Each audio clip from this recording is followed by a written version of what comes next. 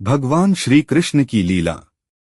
एक बार यशोदा मैया प्रभु श्री कृष्ण के उलाहनों से तंग आ गईं और छड़ी लेकर श्री कृष्ण की ओर दौड़ी। जब प्रभु ने अपनी मैया को क्रोध में देखा तो वह अपना बचाव करने के लिए भागने लगे। भागते भागते श्री कृष्ण एक कुम्हार के पास पहुँचे। कुम्हार तो अपने मिट्टी के घड़े बनाने में व्यस्त था, लेकिन जैसे ही कुम्हार ने श्री कृष्ण को देखा तो वह बहुत प्रसन्न हुआ। कुम्हार जानता था कि श्री कृष्ण साक्षात परमेश्वर हैं। तब प्रभु ने कुम्हार से कहा कि कुम्हार जी, आज मेरी मैया मुझ पर बहुत क्रोधित है। मैया छड़ी लेकर मेरे पीछे आ रही है, भैया मुझे कहीं छुपा लो। तब कुम्हार ने श्री कृष्ण को एक बड़े से मटके के नीचे छिपा दिया। कुछ ही क्षणों में मैया यशोदा भी वहां आ गईं और कुम्हार से पूछने लगी, क्यों रे कुम्हार, तूने मेरे कन्हैया को कहीं देखा है क्या? कुम्हार ने कह दिया, नहीं मैया, मैंने कन्हैया को नहीं देखा। श्री कृष्ण ये सब बातें बड़े से घड़े के नीचे छुपकर सुन रहे थे।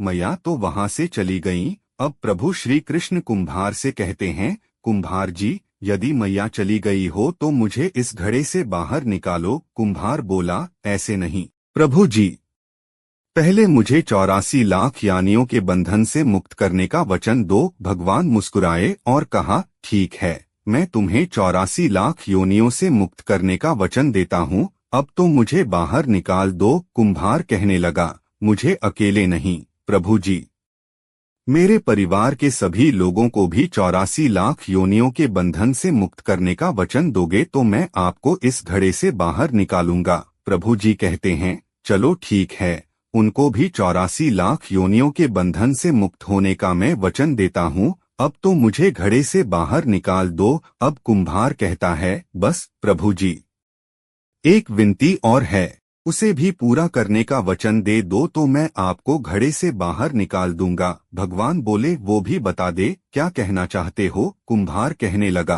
प्रभु जी, जिस घड़े के नीचे आप छुपे हो उसकी मिट्टी मेरे बैलों के ऊपर लाद के लाई गई है।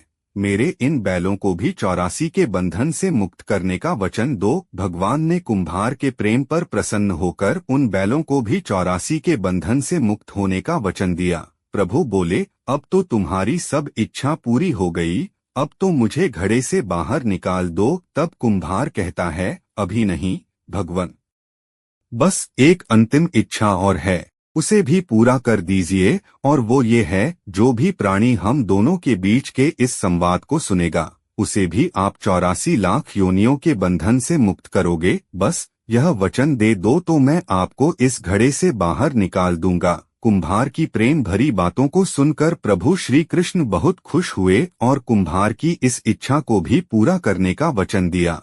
फिर कुम्हार ने बाल श्री कृष्ण को घड़े से बाहर निकाल दिया, उनके चरणों में साष्टांग प्रणाम किया, प्रभु जी के चरण धोए और चरणामृत पिया।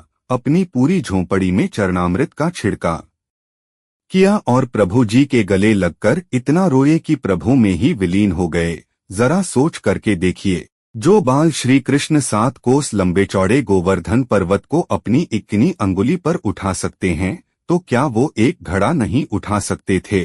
लेकिन बिना प्रेम रीझे नहीं नटवर नंद किशोर। कोई कितने भी यज्ञ करे, अनुष्ठान करे, कितना भी दान करे, चाहे कितनी भी भक्ति करे, लेकिन जब तक मन में प्राणी मात्र के लिए प्रेम नहीं होगा, प्रभु श्री कृष्ण मिल नहीं सकते। जय जय श्री राधे कृष्णा।